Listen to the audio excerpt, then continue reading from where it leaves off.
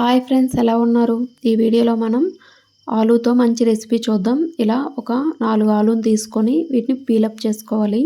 ఇలా పీలప్ చేసిన తర్వాత వీటిని అంత చిన్నగా కాకుండా పెద్దగా కాకుండా మీడియం సైజ్ ముక్కలుగా కట్ చేసుకోవాలి.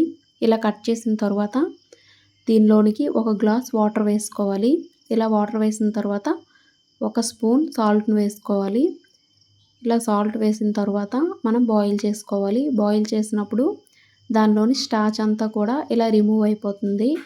ఇలా రిమూవ్ అయిన తర్వాత వీటిని ఒక 60% వరకు కుక్ చేసుకోవాలి. ఇవి మనకి ఉడికాయా లేదా అనేది ఒక ఫోర్క్ తీసుకొని ఇలా పెట్టి చూస్తే మనకి తెలుస్తుంది.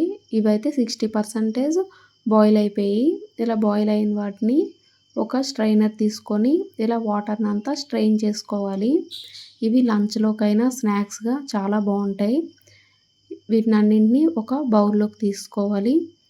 తీసుకున్న తర్వాత మనం ముందుగా సాల్ట్ వేసాం కదా, దీనిలోకి సాల్ట్ కొంచెమే పడుతుంది. ఇలా సాల్ట్ వేసిన తర్వాత ఒక స్పూన్ వరకు ధనియాల పొడిని వేసుకోవాలి. తర్వాత చిటికెడు గరం మసాలా, అలాగే 2 స్పూన్ల కారంను వేసుకోవాలి. అలాగే కొంచెం 1/2 టేబుల్ స్పూన్ అల్లం వెల్లుల్లి పేస్ట్ వేసి ఈ ముక్కలకి అన్నింటికి ఈ మసాలాలు కారం అన్నీ పట్టేటట్లుగా చక్కగా కలుపుకోవాలి. ఇలా కలిపిన తర్వాత మనం దీనిలోకి 2 స్పూన్ల వరకు కార్న్‌ఫ్లోర్‌ని వేసుకోవాలి. తర్వాత అలాగే 1 స్పూన్ వరకు మైదా పిండిని వేసుకోవాలి. అలాగే 2 స్పూన్ల బియ్యపు పిండిని వేసుకోవాలి. ఇలా బియ్యపు పిండిని కూడా వేసిన తర్వాత ఒక చిటికెడు అంతా ఫుడ్ కలర్ని వేసుకోవాలి. కలర్ కోసం ఇవి కోడైపోయాయి కదా పిండితో. ఇలా కోడైన తర్వాత ఫుడ్ కలర్ వేసి కలుపుకోవాలి. ఇలా కలిపిన తర్వాత కొంచెం కొంచెం నీళ్ళు వేసుకొని మొత్తం కలరు అన్నీ పిండిలన్నీ మిక్స్ అయ్యేటట్లుగా కలుపుకోవాలి. మొత్తం ఇదిగోండి ఈ కన్సిస్టెన్సీ వచ్చినంత వరకు మనం ఇలా వాటర్ వేసుకొని కలుపుకోవాలి. మనం వాటర్ చూసుకుంటూ మనకి పకోడీ వేస్తాం కదా, అలా కంటే కొంచెం తిక్కుగానే కలుపుకోవాలి. ఇలా మొత్తం అన్నింటినీ కలుపుకొని మనమైతే డీప్ ఫ్రై మెథడ్ని అయితే చూద్దాం. డీప్ ఫ్రై చేసుకునేటప్పుడు ఏం చేయాలంటే ఆయిల్ హీట్ అయిన తర్వాత ఒక్కొక్కటి మాత్రమే వేసుకోవాలి. లేదంటే ఒకటికొకటి అతుక్కుపోతాయి అన్నమాట.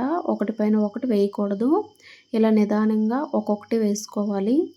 ఇలా వేసిన తర్వాత దీన్ని ఒక 10 సెకండ్స్ వరకు కదపకూడదు. కలపకుండా అది పిండి అంతా కోడ్ అవుతుంది కదా, లేదంటే ఆ కోడింగ్ అనేది శుభ్రంగా అవ్వక అంత బాగా క్రిస్పీగా రావన్నమాట. అందుకనే మనం వాటిని కదపకూడదు.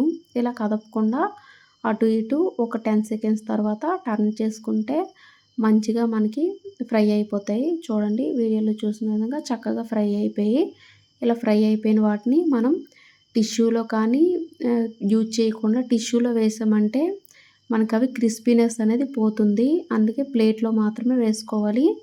ఇవి ఆయిల్ అనేవి అంత ఎక్కువగా పీల్చుకోవండి.